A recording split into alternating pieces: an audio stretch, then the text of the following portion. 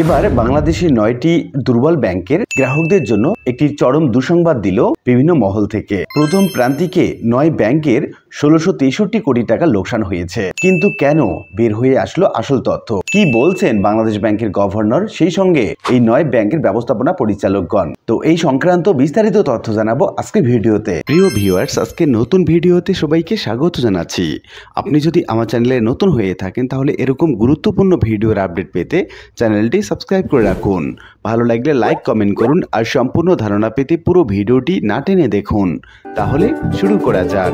বাংলাদেশের ব্যাংকিং খাত একসময় লাভজনক হলেও বর্তমান খেলাপি ঋণ এবং ব্যাপক লোকসানের মুখোমুখি। চলতি 2024-25 অর্থ বছরের প্রথম প্রান্তিকে জুলাই সেপ্টেম্বরে 9টি ব্যাংক মোট 1663.38 কোটি টাকা লোকসান গুনছে। অর্থনীতিবিদ অধ্যাপক আবুল আহমেদ বলছেন, অনিয়ন্ত্রিত দুর্নীতি, নিয়ন্ত্রক সংস্থার অপব্যবহার এবং গুরুত্বপূর্ণ পদে অযোগ্য এবং অসৎ ব্যক্তিদের নিয়োগই এই সংকটের জন্য দায়ী। তিনি বলেন, বিগত ফ্যাসিবাদী সরকার ব্যাংকিং ব্যবস্থাপনার অপব্যবহার করার আগে এই ব্যাংকগুলো লাভজনক ছিল। সাধারণ মানুষের জমা করা বিপুল পরিমাণ অর্থ লুট হয়েছে, যার ফলে বর্তমান সংকট দেখা দিয়েছে। সেন্টার ফর পলিসি ডায়ালগের বিশিষ্ট ফেলো অধ্যাপক মোস্তাফিজুর রহমান বলেন, জাল কাগজপত্রের মাধ্যমে বিপুল পরিমাণ অর্থ আত্মসাৎ করা হয়েছে। এই লুটপাটের ফলে ব্যাংকগুলোর ব্যাপক লোকসান হয়েছে। বাংলাদেশ ব্যাংক একটি টাস্ক ফোর্স গঠন করেছে এবং বিভিন্ন ব্যাংকের সম্পদ মূল্যায়নের জন্য আন্তর্জাতিক অডিট ফার্ম নিয়োগের প্রক্রিয়া শুরু করেছে। কেন্দ্রীয় ব্যাংকের প্রাথমিক তদন্তে দেখা গেছে 2017 সালের পর এস আলম গ্রুপ এবং তাদের সহযোগী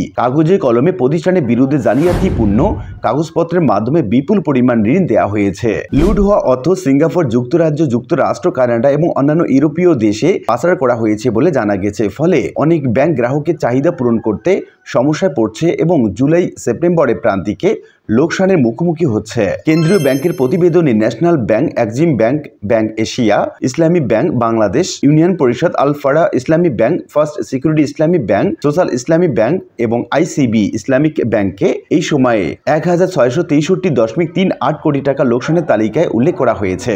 AB bank, Midland bank, Rupali bank, IFIC bank, NRB bank, Dhaka bank, Dutch Bangla bank, South East bank, Premier bank এবং ইস্টার্ন ব্যাংক সহ আরো 10টি ব্যাংকের লাভও গত বছরে একই সময়ের তুলনায় কমেছে। তো উল্লিখিত বিভিন্ন আলোচনা থেকে আমরা এটুকু বলতে পারি যে বাংলাদেশের ব্যাংকিং খাত একসময় লাভজনক হলেও বর্তমান খেলাপি ঋণ আর ব্যাপক লোকসানের মুখোমুখি হয়ে এবং দুর্নীতির কারণে ব্যাপক লোকসানের মুখোমুখি হয়েছে। আর এই কারণে চলতি 2024-25 অর্থ বছরের প্রথম প্রান্তিকে জুলাই থেকে সেপ্টেম্বরে 9টি ব্যাংক মোট 16,663.38 কোটি টাকা লোকসান গুনছে, যেটা গ্রাহকদের জন্য একটি দারুণ দুঃসংবাদ হতে চলেছে। এবং এই গ্রাহকগণ টাকা তুলতে গিয়ে বিভিন্ন রকম ঝামেলায় পড়ছেন। আশা করি বিষয়টি বুঝতে পেরেছেন।